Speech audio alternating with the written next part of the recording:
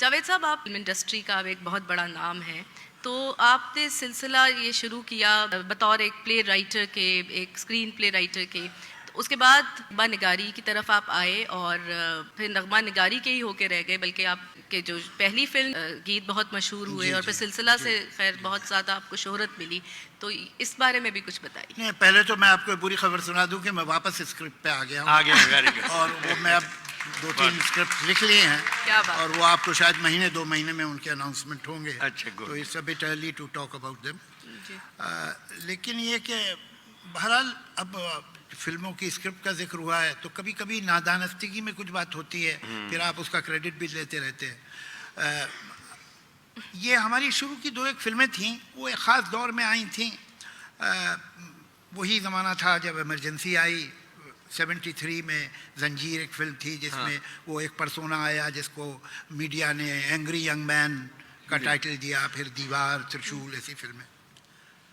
अब उसके ऊपर जो है वो फ्रांस में भी लिखे गए हैं पेपर्स, कैलिफोर्निया में बर्कले यूनिवर्सिटी में उसके ऊपर उन्होंने लिखा है कि इसका मेटाफर जो है वो क्या है। भैया हमें तो कुछ पता नहीं था ऐसा। हम तो लिख रहे थे कि मज़े की कहानी है, लिखो और ये चल जाएगी, तो ये सोच के हम लिख रहे थे। तो अब उसमें उन्होंने जो सोशियो पॉलिटिकल और सोशियो इकोनॉमिक मीनिंग देखे हैं, खुदा गवाह है कि हम बिल्कुल मासूम थे, हमें बिल्कुल नहीं मालूम।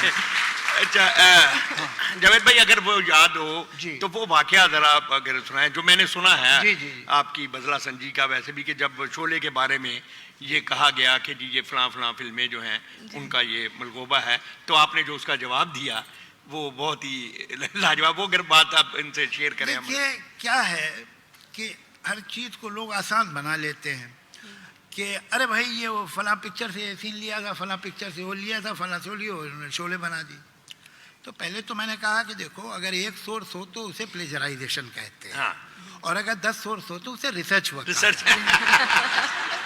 दोम ये कि आपको एक बात बताऊं, अब मैं सॉरी फॉर दिस इमॉडेस्टी, ऐसी बातें खुद नहीं करनी चाहिए, लेकिन अब सिचुएशन है तो मैं आपसे कहता हूं। और ये मेरी तारीफ नहीं, वो फिल्म की है।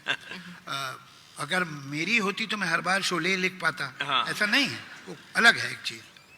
दुनिया की कोई फिल्म नहीं है जब से फिल्में बनना शुरू हुई कि जिसके इतने किरदार नंबर में इतने बरसों तक लोगों को याद हो। सही बात। दुनिया को जिसमें जो माइनर कैरेक्टर जिसने 3 वर्ड बोले हैं, सांभा कौन था आप सब जानते हैं।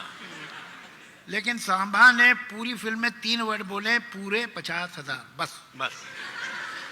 तो ऐसे छोटे छोटे जो कैरेक्टर हैं वो आज स्टैंड अप कॉमेडी में, सिटकॉम्स में, दूसरी फिल्मों के डायलॉग के रेफरेंसेस में इस्तेमाल होते हैं। ये टोटली अनप्रेसिडेंटेड है। वो कैसे हुआ मालूम नहीं।